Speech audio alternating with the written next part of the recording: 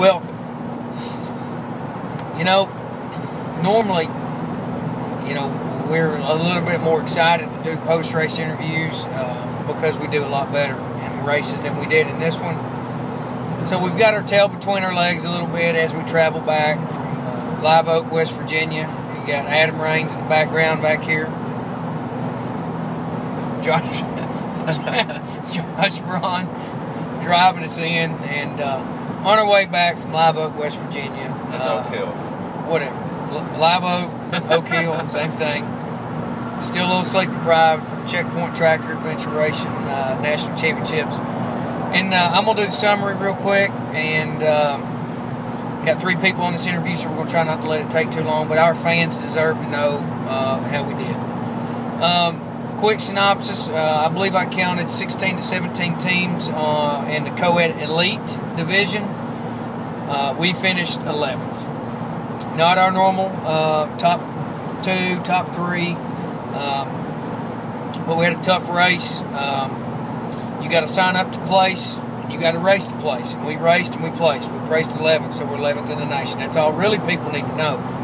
But Odyssey Adventure Racing, Ronnie, don't know the race director from Odyssey, but he's crazy.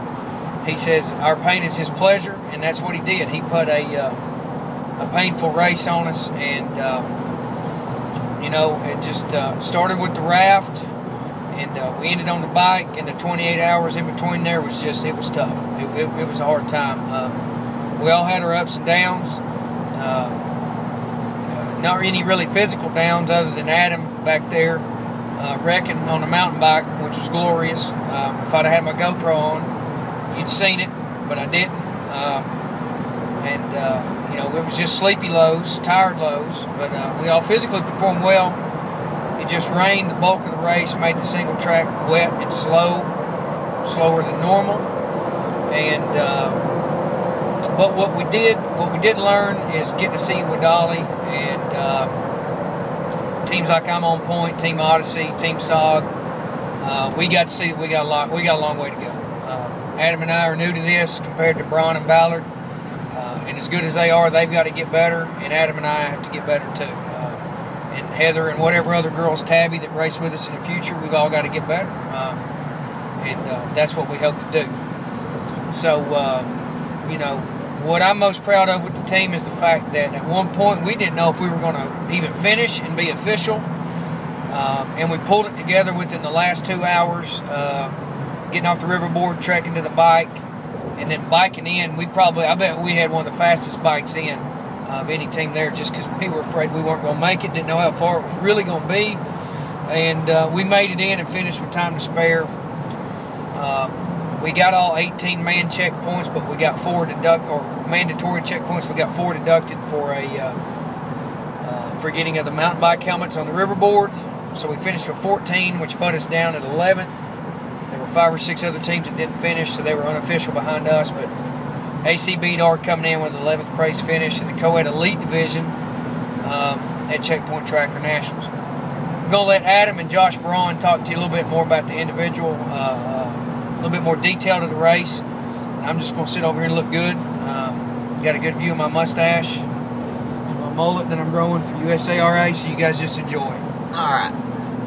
Basically, this race compared to some of the other races we do was foot heavy. And that just means that you're on your feet more than you're on your bike or any other discipline that they throw at you in an adventure race. Normally, you may think, well, that's great for you guys. I mean, you're going to kill it on the feet.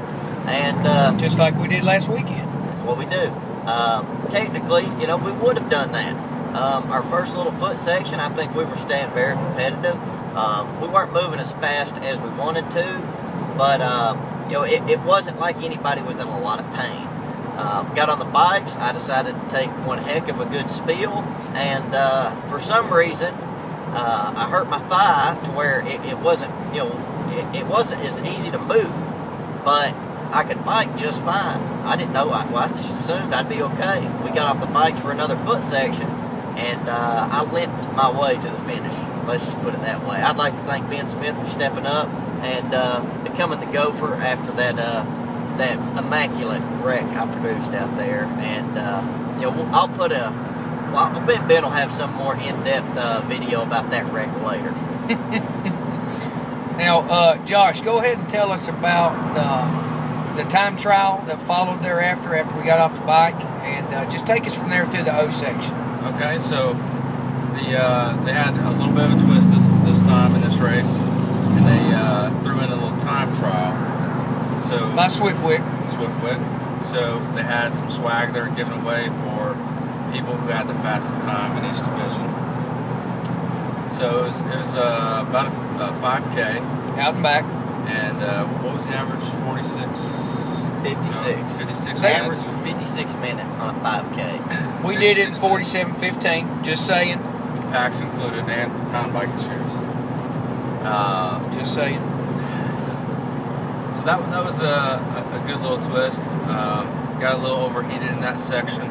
Had my rain jacket on, so that's kind of where I hit my low coming out of that. But quickly recovered, switched shirts, got some water in me, and from there we hit the trekking section. I thought this was really where we're going to make up some ground. It was on the team section. They had 8 points, and we could split up and however many people we wanted to attack those 8 points. But we were a little close on time, so Ben and I split up and went to go get 3 different ones, and Heather and Adam split and went together to go get 2 other ones. So Ben and I found 2 of the 3, and Adam and Heather weren't able to find any, but no big deal. We had to at least get 1, so we got 2 on that section. And then what did we do next? What was that? At that point, we had to do a very lengthy trek down to the riverboard. We only allotted ourselves an hour and a half time at the team or the optional that Josh was just talking about. So we really didn't have a whole lot of time by the time we transitioned, did the mandatory gear check, and then rolled out. We didn't have a lot of time. But then the next 3.5 hours is where everybody got loopy. Josh had mentioned his low. Adam was definitely hurting from his wreck, and you can tell that. I don't normally go for as much as I did, but I pretty much did the last 18 hours of the race. And then I hit my low after Adam hit his, and it was just a long section. Josh did a good job of navigating us through. A lot of optional checkpoints to get. We had to skip on a lot of them because we were moving slower. It was cold. It was wet. We were getting tired. We were getting frustrated with how long it was taking. Heather was doing her part and just keeping us moving. But it just felt like we were behind from the whole race at that point. In that section where we felt like we could actually gain some ground, we never could because we were short on time. But then, Josh, go ahead and explain to us what happened at the riverboarding section. All right, so we had to be at the riverboarding section. We had a 2-hour window we had to be there in. Coming off the foot section, we were cutting it close. We got there about 30 minutes to spare. Pretty hungry, so took a couple minutes to grab something to eat. We're the last team in the water. Got in the water with 2 or 3 minutes before it cut off. To keep us official. And we got the 4. Did you talk about the bike, the helmets already? Yeah, we forgot our mountain bike helmets. Yeah. So we got docked 4 man CPs. Yeah. So we had to borrow some helmets there, get docked 4 points, and anyway, we were able to go in official, and on the riverboard section, it said it was going to take about 2 hours. It took us 3. about 3. 3.5 took Yeah, some it change. wasn't really that much riverboarding going on. It was a 6-mile section. I'd say it's probably maybe 2 miles of rapids. Maybe. 4 miles of just flat water. So I would say maybe a mile. And by rapids, I mean you could splash in your bathtub and make bigger ripples. flowing water. Yeah, it was just moving water. It was, Adam and I both told the RD afterwards, who we kind of got to be buddies with, that was not riverboarding, but that was swimming, and that we should have been on the lower gully, and he informed us that was never going to happen. So we get to the riverboard, get off the riverboard, and we've got 2.5 hours to finish at this point. No, 2 hours, a little under 2 hours. Josh, Adam, tell us about how we came together as a team there to get it through to the finish. At that point, we're gathering all our stuff. We're putting on our shoes to basically hike up, a road up to where our mountain bikes are. And this was after I threw a fit. Yeah, he spiked a helmet on the ground like a football. And it wasn't mine. Yeah. So we gather everything. We start moving. We're just on road, but it's a steep incline. You're moving up the hill, trying to get up to where the mountain bikes are. And we got up there. We have at that point, I think, close to an hour and 45 minutes or so to get back to the finish. They told us, to help us out a little bit, that we should expect to take an hour and a half. And they told us, we can do this. We have the ability to do this. And they were right. And they were right.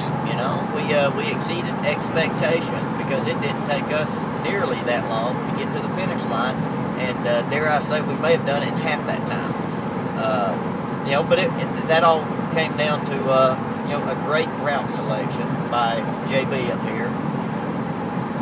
And he took us to the house and the most efficient way. And we even had to ride our bikes up a pretty good hill, which was not fun at that late in the race. But you know what? Sometimes you got to stand up and crank, and that's what we did. Yeah. And sometimes, you take risks or you play it safe. This time we played it safe. We knew we could do it in that amount of time. Our other option was to go a longer distance, which was gonna be risky. We could have got some more optional points there, but we took the right route to get us home and be able to make it official. So at the end of the day, for people wondering, we forgot our mountain bike helmets we had to have on the river. We got docked 4 mandatory CPs, so that automatically put us the way they ranked below everybody that got all the mandatory. But we were official with 14 out of the 18 when he actually got all the 18. There were 5 unofficial teams behind us, but at the end of the day, we showed up, we did our best, and we learned. And we're only going to get better, and there's teams there that they know that. And I know that there's people in other teams that expected us to do better, and we didn't. And this was our time. We're still on that learning curve. Big shout out to Braun for the navigation, for the planning, for the logistics. Getting me and Adam here. Big shout out to Zach Ballard for getting us in this sport that we have grown to like and love very much. And shout out to Josh's wife Sherry for letting us borrow him for the weekend. To Adam's numerous lady friends out there that done without him for the weekend, and to my smoking hot fiance for giving me the time to do what keeps me sane out of wrestling season. But to our fans, we appreciate it. Me and JB and Susan, what's her name? Susan Pumphrey. Pumphrey Kent. Be at USRA in a couple weeks. Adam's done until after wrestling season, which I probably should be, but I'm not. You might catch me doing a half marathon in November. Maybe. But till then, 2012 is almost in the books. 2 more races left for us, and then 2013, making it happen. Till next time.